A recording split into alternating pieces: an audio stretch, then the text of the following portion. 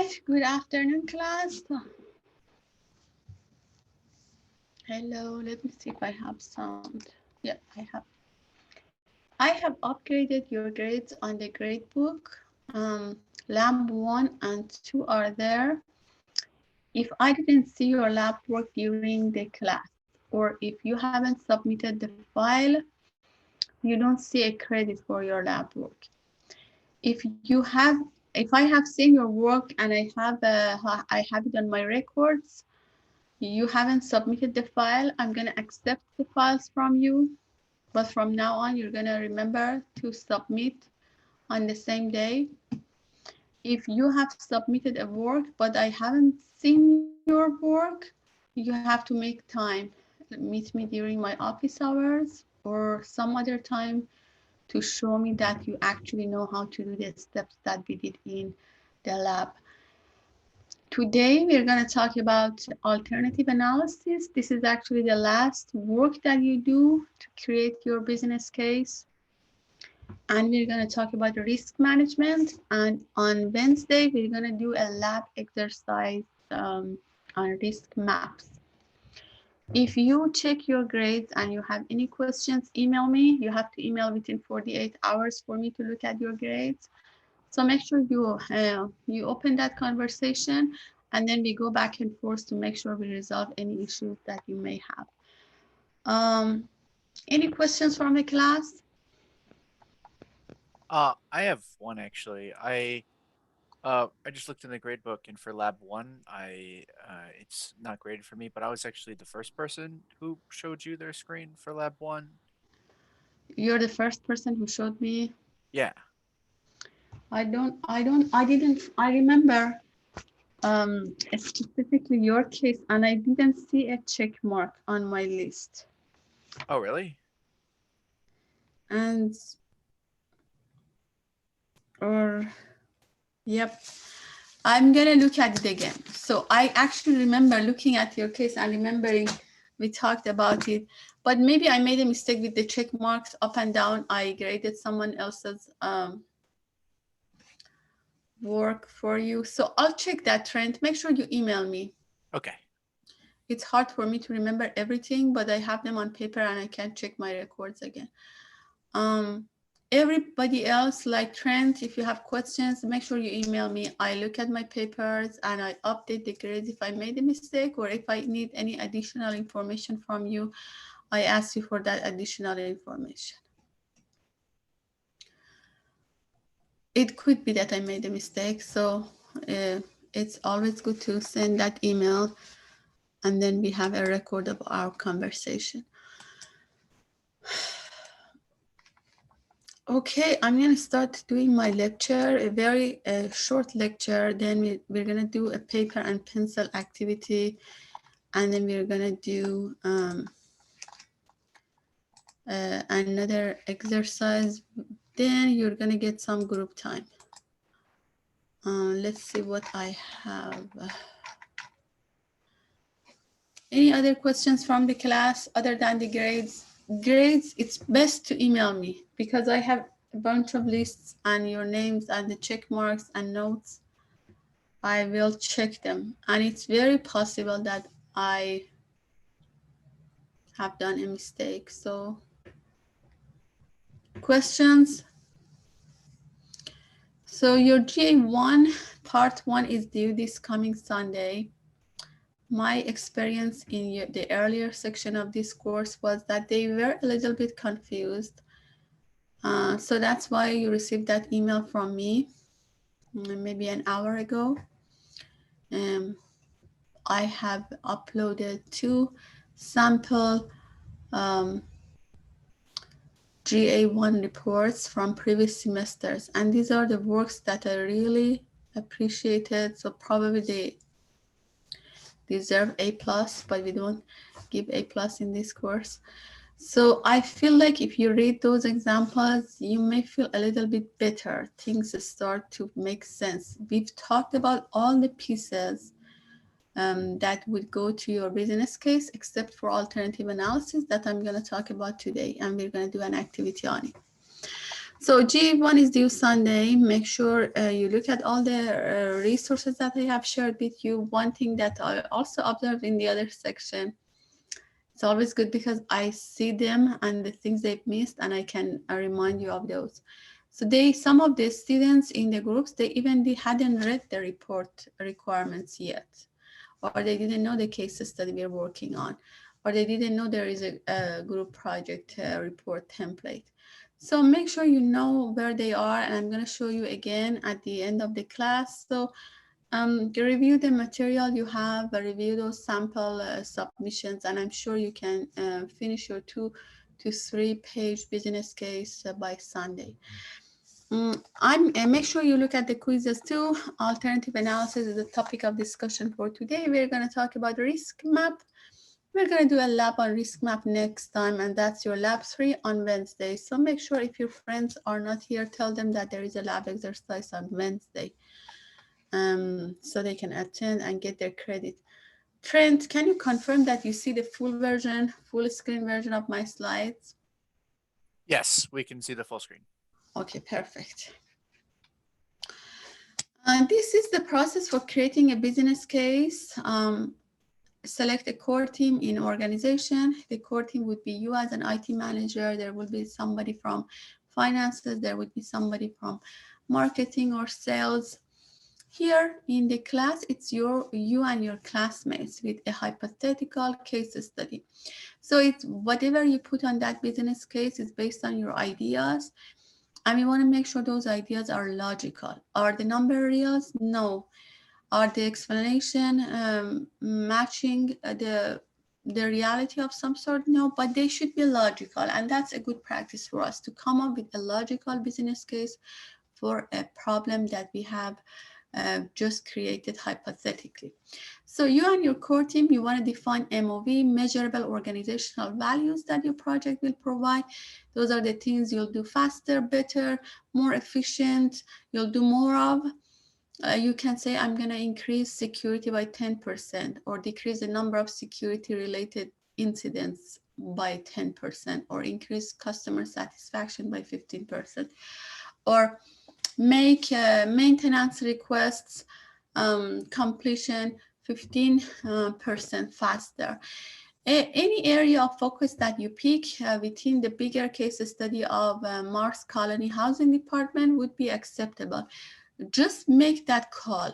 If you haven't done by today, I'm going to ask you to do that today. Just pick a focus area, stay on that, and formulate your measurable organizational value. From there, you're going to identify alternatives, different ways of doing the project. This is the IT project. So you are not the construction manager on Mars. You're the IT manager who is responsible for creating an information system who supports housing department in one way.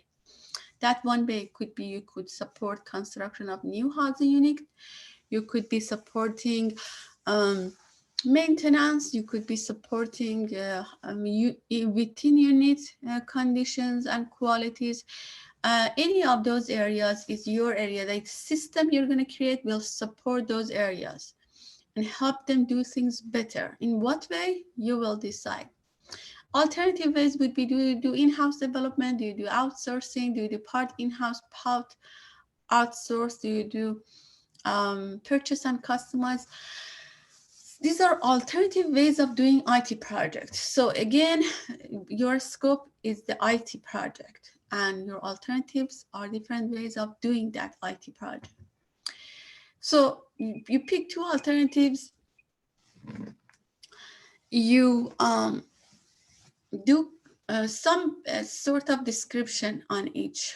So this is alternative 1. We're going to do in-house development. This is the staff that we have. We may need to hire some people. We think the risks are lower because we have so much knowledge and technology that we don't want to share with outside entities. So it's best that we do in-house development. Just a brief description. And then you're going to come up with numbers that you put on the cost benefit analysis table. So these are hypothetical numbers again, but between the two alternatives that you have shared, the numbers should make sense relatively. For instance, if you do in-house versus purchase and customize, development cost for in-house will be much larger. For purchase and customize, in many cases, it is smaller. So when I look at the two cost benefit analysis tables, one for each of your options, the numbers should reflect a reality in the sense that they're logical. Oh, this is higher, this is lower, or this one has a higher maintenance. For instance, your purchase and customize may have higher maintenance because you're dealing with an outside entity. They may change their services costs. So I look at the two tables and you know how to do them. Do cost benefit analysis based on the work you did on lab 2. You talk a little bit about feasibility and a little bit about risk, brief description, and then you compare the two alternatives. Any questions on this process? I want you to stay on define MOV, and I want you to think about a housing department related value, something that's measurable, and I want you to share that with me. And this is for me to just gauge your readiness or gauge your retention, because we talked about MOV earlier 2 weeks ago. I want to just know where you stand in terms of remembering the definition. So giving you 2 minutes.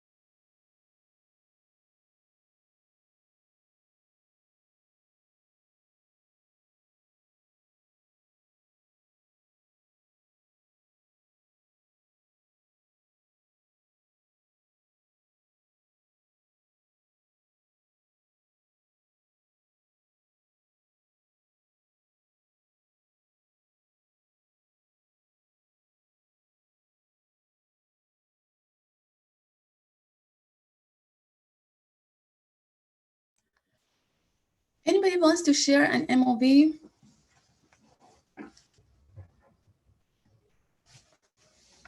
Anybody remembers anything about MOV? It stands for measurable organizational value. Mm-hmm. Give me an example. Good job. Is a measure of just like some way of measuring the value provided to the organization. Perfect. Give me an example. Really good definition. Maybe say like, oh, the amount percentage amount that sales increased or something. Exactly. 15% increase in sale. And of course, for your case study and for your project, you have to make it related to housing, and you have to make it related to the values provided to different stakeholders, including the colonists. There is a hierarchy of people who are involved. You can use that information. You can think about your own experience as a customer in this area. So most of you have been involved in a housing related agreement or service. So you can think about your experiences on Earth and see how much or in what ways value could be provided to the colonists on Mars, depending on what you know about the experience on Earth. Good job. So this is the cost benefit and analysis table. This is what you all worked on during lab 2 on Wednesday. And I want to ask you, some of you, to help me get the different pieces. So What's the first thing we did, Greg? For the Excel sheet, Mm-hmm. I believe it was discount factor. Exactly. Discount factor, where does it come from? Isn't it like the isn't it from the value of benefits and operating cost? No, discount factor depends on the discount rate and the number of years. So Okay. the formula was 1/1 plus your discount rate raised to the power of the number of years.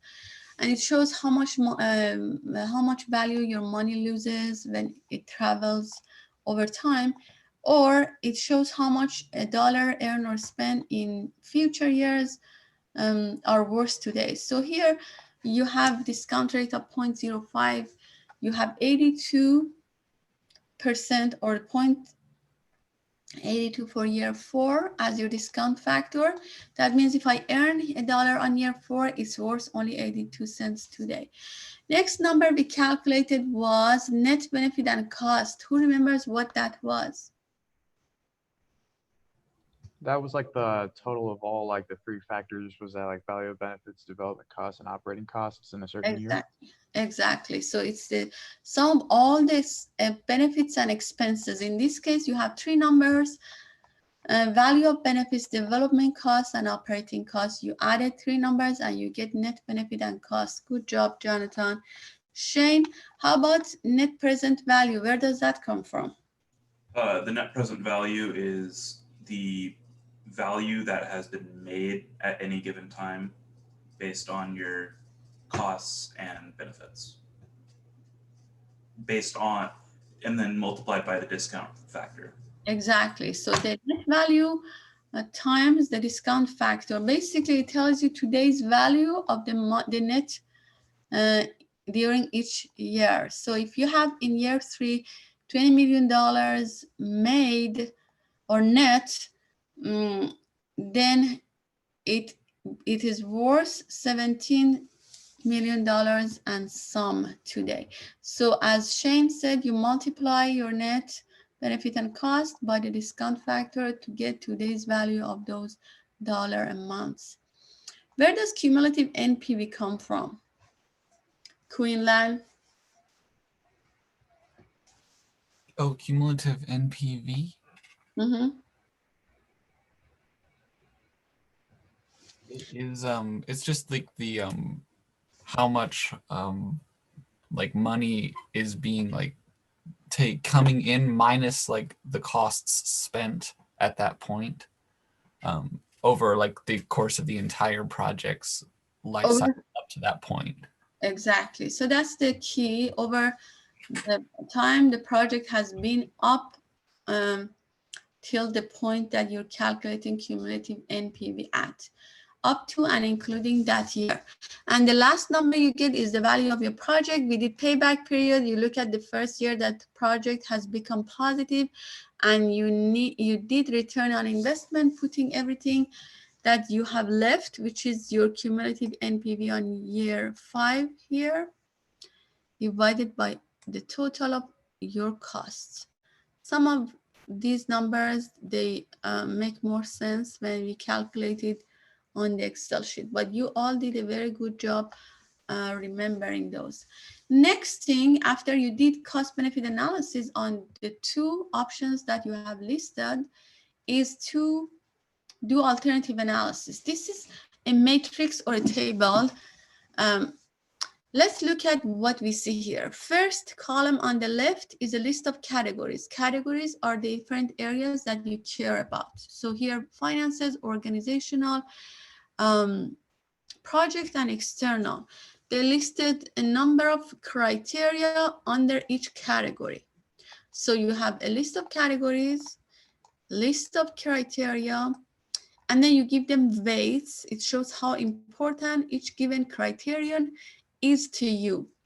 What is also important is that the total of these values should be 100. So basically, you're giving relative importance value. So you're saying a return on investment is 15%, risk is 5%.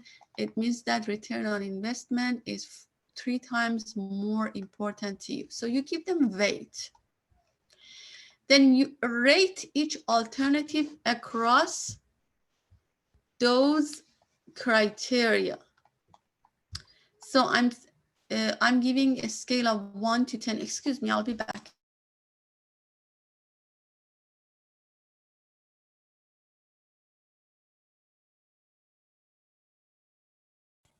It's party time.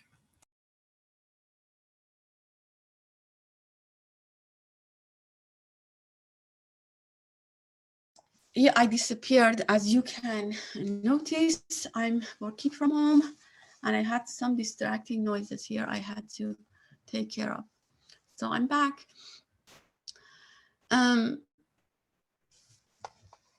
So you have a list of criteria, weights we talked about, and the ratings. The ratings can be on a scale of 1 to 10, as it is on this example, can be on a scale of 1 to 3, can be on a scale of 1 to 5, 1 to 7. It doesn't matter. You pick the scale and then you rate alternatives. The lower the number is, it means that that alternative is doing relatively poorly.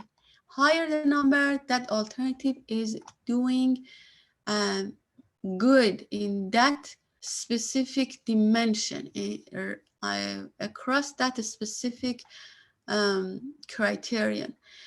I look at alternative A, B, and C, which I don't know what they are, but in our paper and pencil example, we're gonna look at our own alternatives. But when they say 2, it means that alternative A is not doing well in terms of ROI. B is doing moderately good, and C is really good in that area. So you go do your ratings for each criterion, and then you do a weighted average, just like you do weighted GPA. You multiply ratings for each criterion by the weight of that criterion, you get a score. And then you add all those scores up, you get a total score. And in this case, if you see at the bottom of the page, the total score for alternative C is 8.5. So that's the highest score. That's your winner alternative.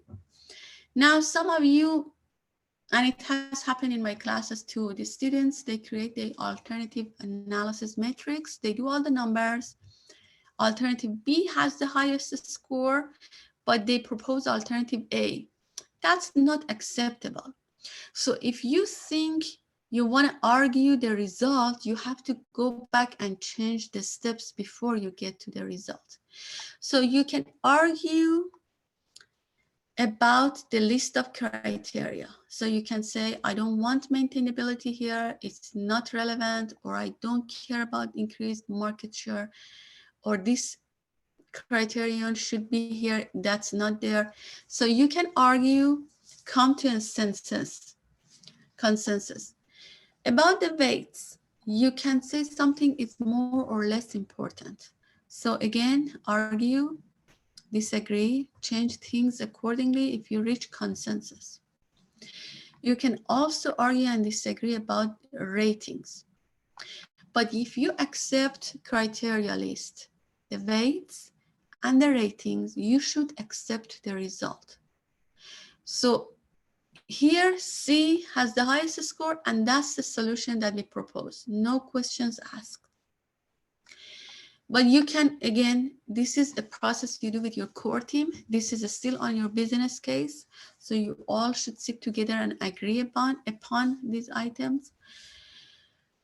And if you think alternative A should win, but it didn't win at the end of this process, there is something in the alternative analysis process that should change. Maybe there are criteria that are in your mind, you haven't listed them here. Maybe the weights are not the way that you had in your mind, so they should change on this process. Or maybe the ratings are not consistent with what you think your research shows. So agree or disagree, argue about anything before you do the scores. If you agreed on the things and you got the scores, you have to support the solution that is winning. So this is pretty abstract. We're going to do a paper and pencil example. So I'm going to exit this one. I'm going to show you where to get the paper and pencil example. Let me make sure I have my browser up. And your class, let me, this is, okay, I'm going to skip this. All right. Everybody needs to download this specific file class. Go to module 1.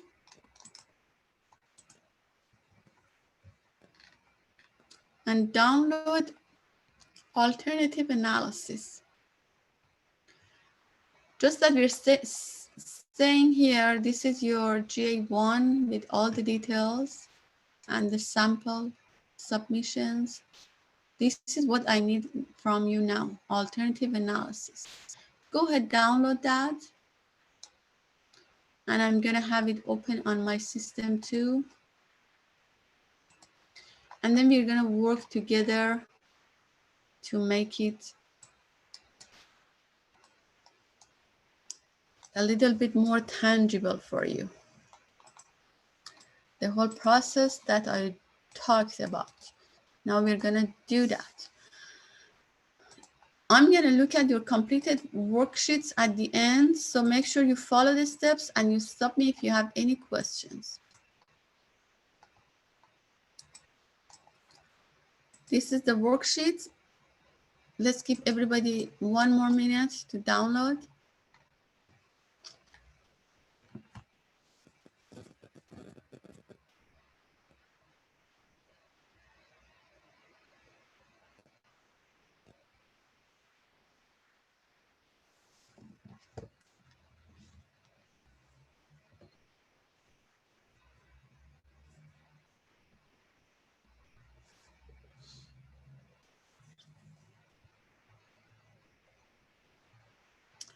All right, everybody has it?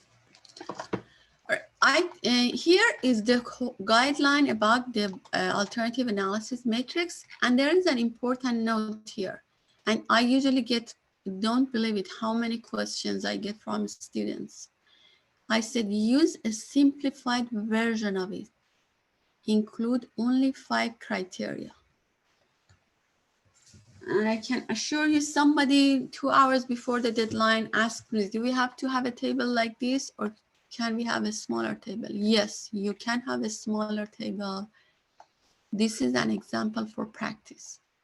Same activity that I'm doing with you in class right now, it will be on the exam. Same activity. Different numbers, different table, but same activity. And then I labeled my alternative A as in-house development, alternative B, purchase and customize.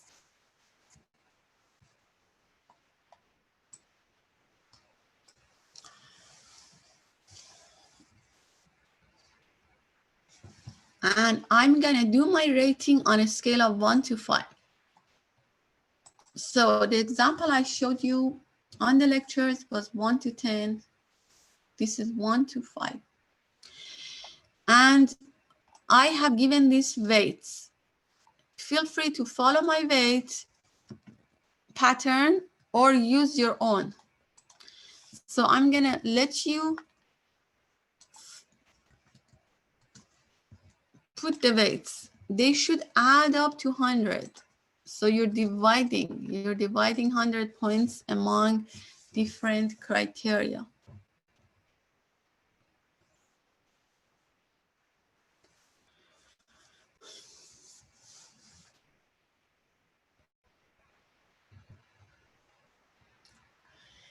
The weighting that you choose might be different from mine.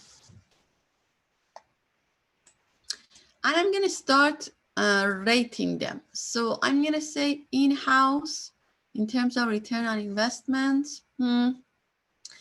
Maybe I get a modest return on investment because I'm spending too much. with purchase and customize, maybe short-term return on investment is higher. So I'm giving it a 4. Again, your rating is for your project or your based on your logic. You could follow me or follow your own logic. So maybe based on your example, the last project you were involved in, purchase and customize was really doing poorly in terms of return on investment. Payback, it takes longer for an in-house project to pay for itself. So I'm gonna say it performs poorly on this criterion. Give it a lower number. This one performs better. NPV, modest for both. Alignment with the strategic objectives will be for sure higher if you do in-house, will be lower if you do purchase and customize. Likelihood of achieving projects MOV probably higher, depending on your choice, lower when you purchase. Availability of skilled team members. So when you look at your team members, you need them more when you are doing in-house development. So that's a bigger of the deal for in-house. So it would be rated lower here because you don't have to have that many skilled workers if you purchase and customize. Maintainability will be easier for in-house for sure because you don't depend on external entities. Time to develop will be longer, so alternative A will do poorly. I'm going to give it a lower number. This one will be faster. The risks are lower for in-house development because you don't have knowledge or technical spillovers. So risk is lower. It means that I give it a higher score. I give it a higher score. I give this one lower score because risk is higher, so it's doing poorly. Customer satisfaction, I'm gonna say customers are happy if I do in-house, less happy if I do purchase. Increased market share, I don't think that's related to our project, so I'm gonna give both 1. Probably I didn't even have I shouldn't have had this criterion on my list. So next thing I do is I do partial scores. I multiply the numbers by their percentage. And I do partial scores and then I add up. This is the step that wasn't shown on the lecture slides. So it's a step that would help you get the total score. Okay, I'm gonna ask, let's see who is on my list to help me do the numbers. Justice.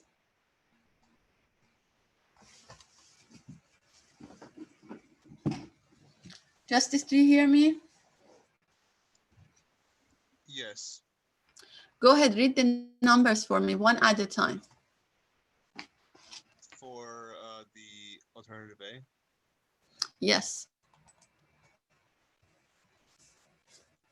would that be 0.2, Yes. Point Next one. 0.3, 0.4, 0.4, 0.1, 5%. Yes, 0.1. 0.4, 0.05, 0.4, 0.4, and then 0.05 again. All right, let's ask your next classmate to give us a total. Benjamin, can you give us a total here? Yeah. I'm gonna do it with you, so let's see. The first one is 0.6, I believe. The total? Total, give me a total score for Oh, attention. my bad. Let me add it up.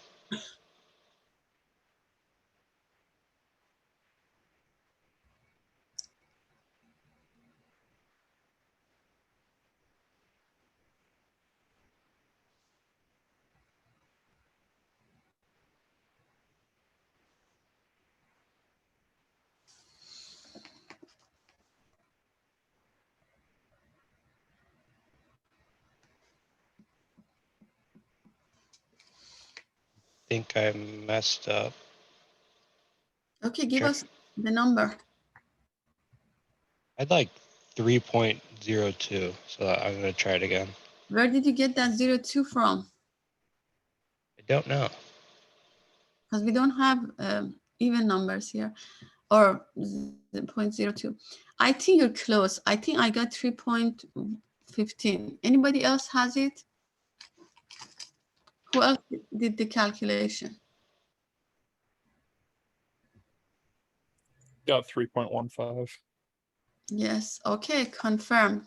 This is 3.15. Let's go to the next alternative. I see someone with their picture. I don't see, for some reason, I don't see the names. When I see the picture, I don't see the names. John, do we have John in this class? Yes, no? Yeah, I was typing out in the chat that I got 3.15 also, and then Trent Okay. sent a message. John, go following that ahead. with the same thing. Good. Give me partial scores for the alternative B. 2.95. On just partial scores. Oh, this is 2.15 Oh, I thought we had a, okay. 0.6. points. Is that 0.4. Yes. So class, we multiply the rating by the weight. 0.4. Yes. 0.3. 0.3. 0.2. 0.3. 0.2. 0.2. 0.2. 0.2. Yep. And then 0.3. And then 0.05. Total. Dylan, what's the total, Dylan? Just a second, let me add it up. I'm gonna do that too.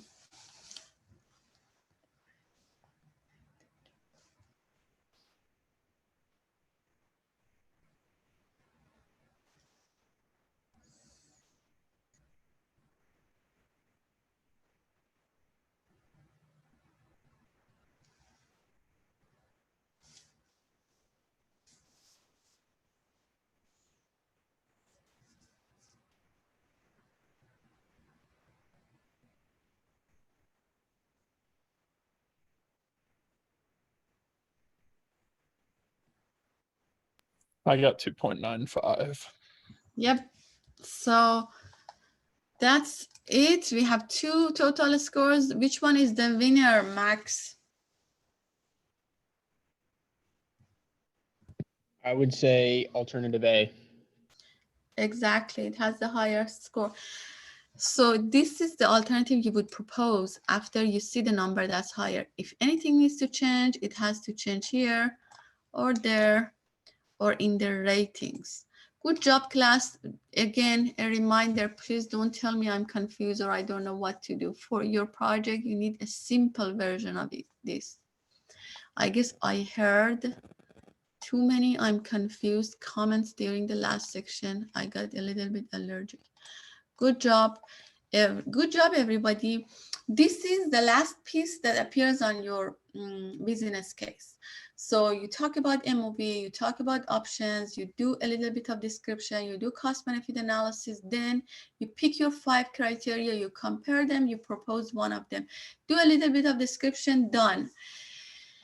I'm going to change gears today, talk about risk, and that's an item that appears on the second part of your project report, and that's your project charter. In charter, you're going to focus on that winner solution.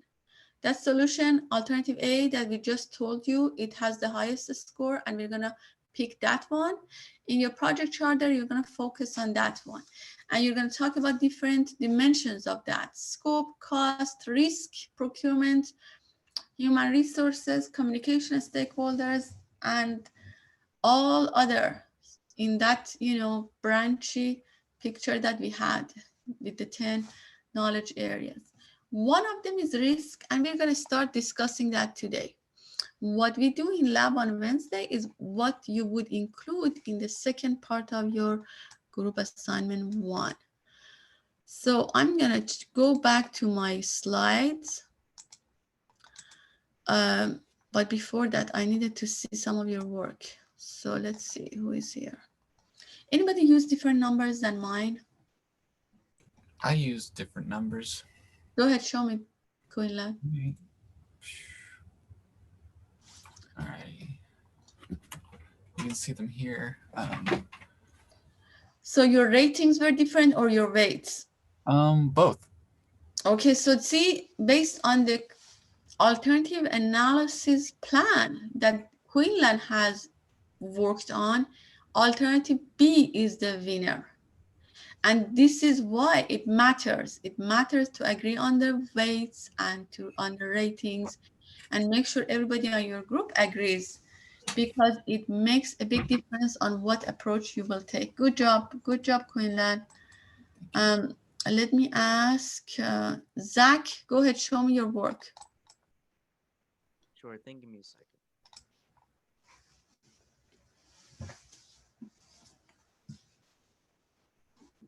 Can you see the screen at all? Or? Yep. So you follow the same process. You have alternative A as the winner. Good job. Let me go to another classmate of yours. Naomi, show me your work. Okay.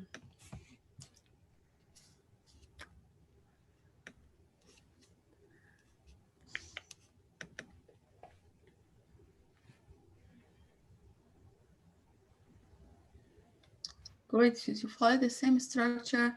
Alternative A is the winner. Anybody else has picked a different structure? No? This is, again, it's gonna be on your exam 1, also on your group assignment 1 at the end of your business case. I'm gonna go back to my slides, changing gears, talking about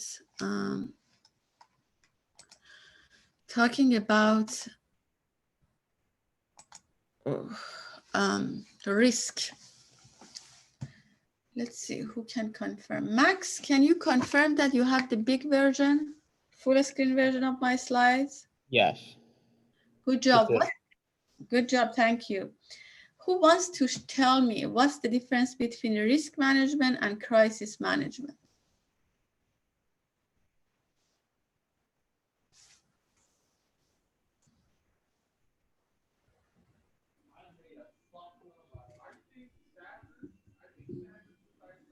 Is risk management what attempting to prevent things from going wrong, and crisis management is what happens once something does go wrong?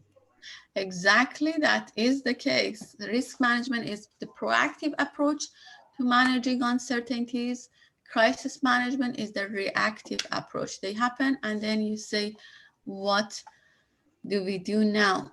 The risk management focuses on known, unknown, not unknown, not on unknown. So it stays in the middle. What is known? You wake up, you do your work, you want to get out of the house, you look at the car, you see that you have 20 mileage for the gas you have in the car. You pick a destination that's 35 miles away and you run out of gas. That's not a risk. This was known to you. So this was a fact and you ignored it. It's not a risk. Compare this to this other scenario. When you wake up, you want to go somewhere, you get in the car, there is always a possibility of getting into car accidents. So that's a known unknown that we have all accepted. As drivers, we know there is a chance to get into car accidents. We do all our best, drive carefully, pay attention to the environment, at least in my age group. Maybe you don't do that yet, but you will get to the point that you will do it. Pay attention to the environment, make sure you understand what's happening around you, and then stay safe. Still, with doing everything you can, there is possibility to get into car accident, depending on the road and what other people do. If you get that phone call, from your loved one, or your loved one gets a phone call from you about a car accident, we won't be shocked. We don't like it, but we won't be shocked. You know, car accidents, they happen. But the unknown, compared that scenario of the car accident that we all accept, there is a possibility. We cannot make that probability to become zero. Compare that to a situation that your loved one calls you and they say the bridge underneath the car just collapsed and they're in the hospital, God forbid. This is something that you wouldn't put in your daily calculation of risk and uncertainties in life. It has happened multiple times, at least during my lifetime. It could happen, but it's so rare, it's so out of our imagination that we wouldn't consider it. And we probably, all of us, unless it has happened to somebody already, all of us would be shocked if we get that phone call that somebody's loved one was driving and the bridge collapsed.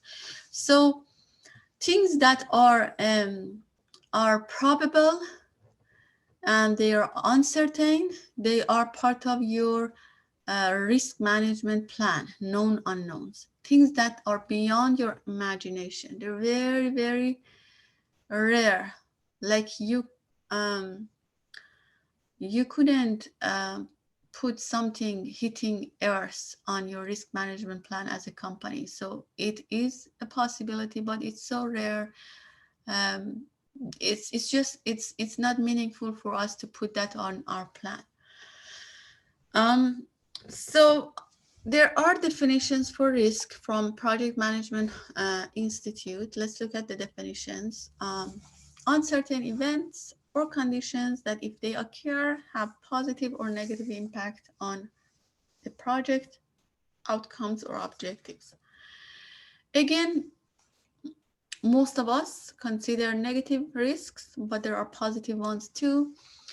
This is probably just a good definition for uncertainty. So any uncertainty in life, anything that we don't know, could have positive or negative impact on the life or the project objectives. Let's look at the definition for risk management: processes for conducting risk management, planning, identification, analysis, response planning, monitoring and control. And it says that it is updated through the project. So just like your work breakdown structure is a live document and it will be updated as you change tasks, you change their estimation for duration, you change dependency, your project work breakdown structure or schedule changes. This is the same for risk management plan. It changes. As uncertainties unfold, you may pick some items, add them to your risk management plan, or you may remove some of those items. The objective is to increase probability and impact of positive events, decrease probability and impact of negative events. So I haven't seen the examples of my projects and my colleagues. We don't usually list positive events, or we list very few of them. You know, if there is a possibility to finish project early and get pay bonus. Most of the time, it's true that we focus on negative events just because we want to be in that risk management mode, not crisis management mode. And I want you to note here that two important dimensions: probability and impact. Let's look at this picture. Tossler's risk classification scheme works with those two dimensions. This is probably a fun picture we use as a practice to place different uncertainties on a map. And we're going to create a professional version of a risk map on Wednesday. This is just a visual tool that helps us get started. So x-axis is your impact. Goes from low in the case of kitty to high for alligator. Y-axis is your probability. Goes from low for kitty, high for puppy. So if you're bitten by a kitten, first of all, it's low probability that they bite you. If they bite you, the impact is low. The puppies, high probability they bite you, low impact if that happens. A tiger, if you're in a jungle, it's high probability they catch you and bite you, and the impact is high. For alligator, you have the higher probability to run away, so it's low probability if they bite you, and high impact if that happens. In the past, some of my students, they argued that the kitten and puppy should switch places. Let's just keep it in the current place. Kitty, low probability, low impact from the bottom left corner. Tiger, high on the top right corner. And then you puppy and alligator, low, high on one or the other. I want you to just keep this picture in mind. Think about some of the uncertainties in your day-to-day life. Think about doing your sports activities, doing your club-related activities, extracurricular activities. Think about your cooking habits. Think about your driving habits. Think about your adventures or your budgeting habits. See what are some uncertainties, things that you don't know they happen or not, and place them on this map. Are they kitten, meaning that is it low probability that they happen, and if they happen they have low impact? Are they tiger, alligator, or puppy? I'm going to give everyone 2 minutes. If you have any questions, unmute yourself and ask me. If not, I want you to give me an example of an uncertainty in life and place it on this map.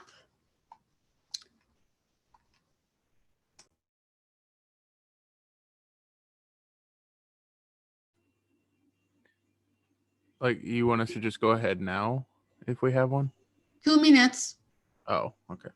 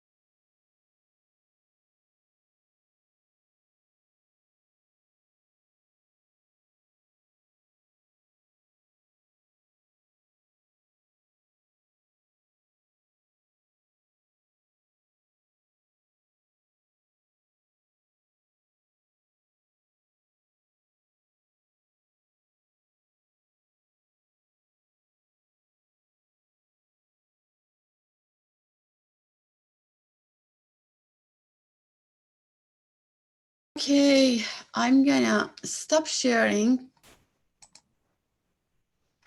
I have to do something. I have to create breakout rooms while I would be listening to you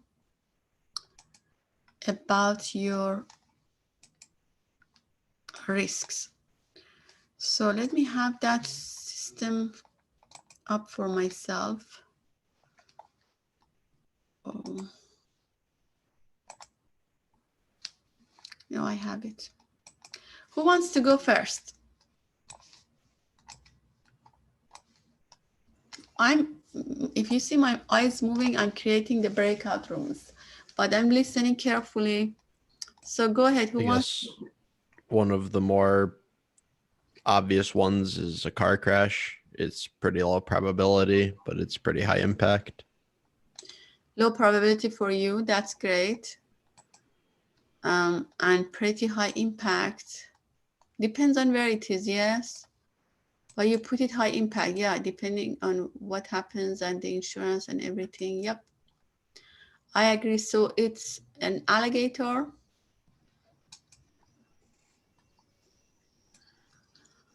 Who is going to give me a tiger, kitten, or a puppy? I can give you a kitten. Go ahead. So whenever my sister makes mac and cheese, she kind of eyeballs how much milk is in there. Or no, I'm sorry, I eyeball the milk, but she measures it. So the chances of her getting it wrong and it becoming soupy is low. And if it were to be soupy, it's not that big a deal. Huh, interesting.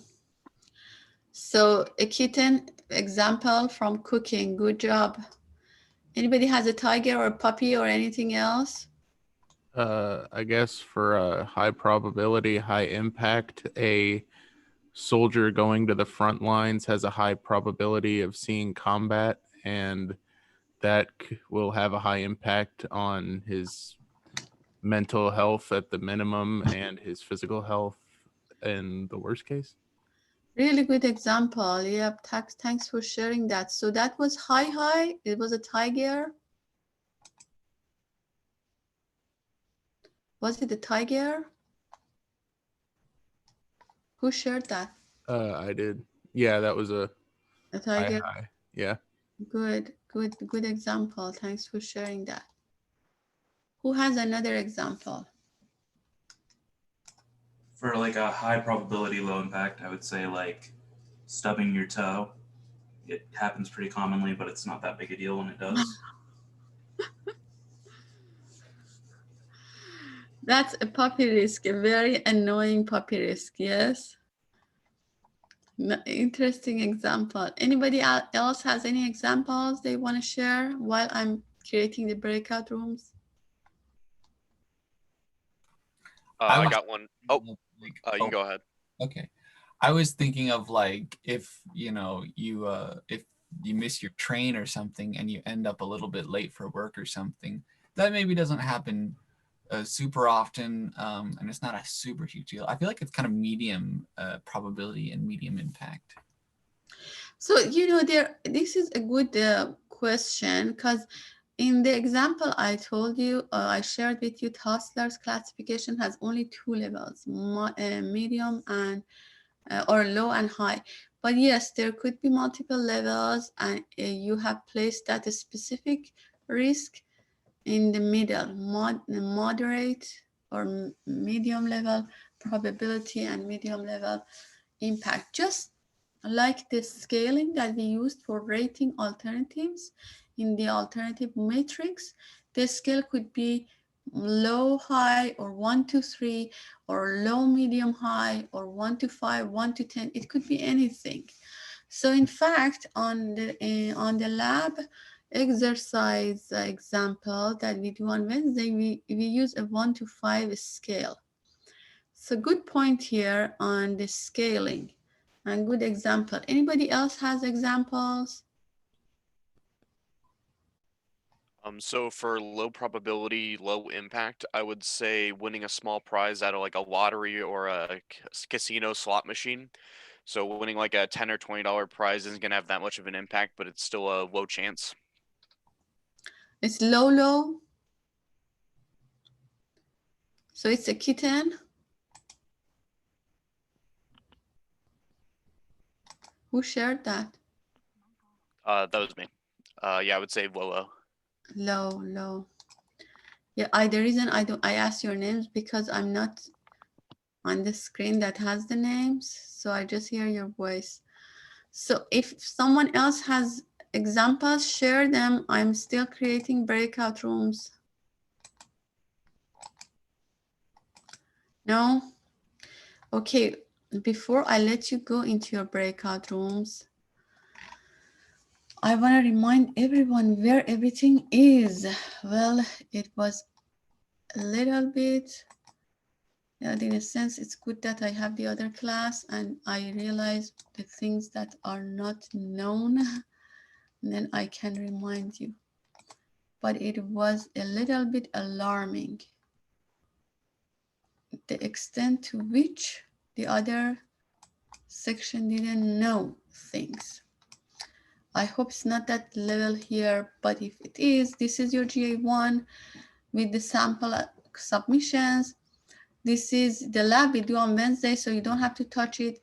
This is group assignment description. If you haven't read it, please read it. And this is the template. You're gonna use the same template. So when I open up your breakout rooms, go and start looking at the group description. There are items that have to be done. It may help you a lot if you look at the sample assignments, and those are attached to this one. So the two from my former students.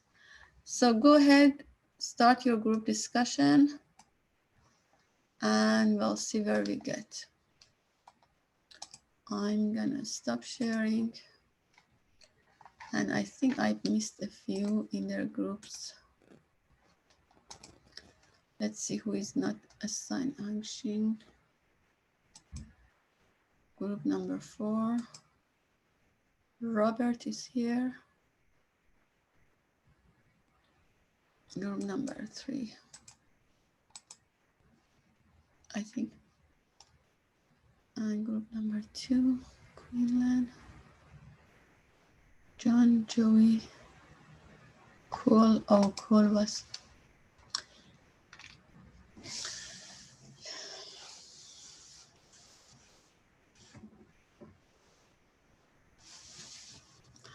Trent, do you know where your group is?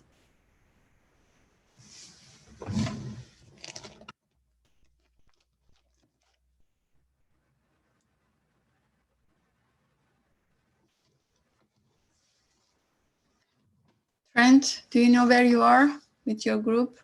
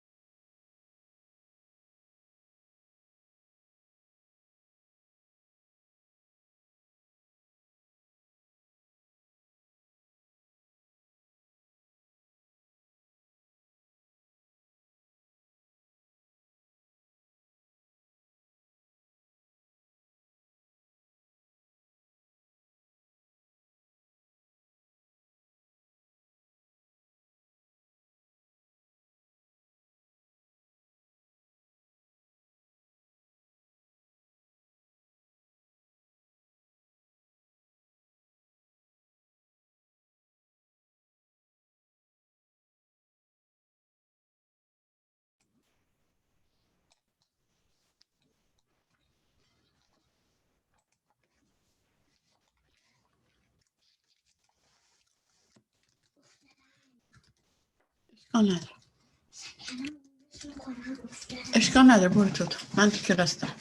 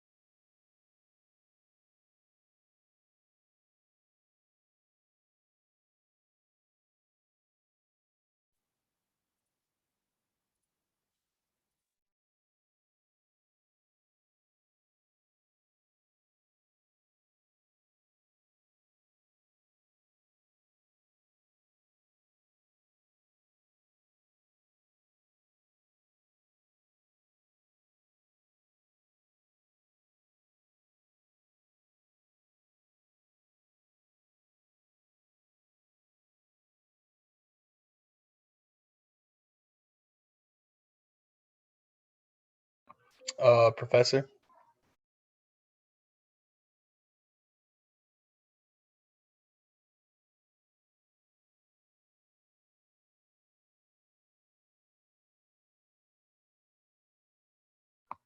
Professor.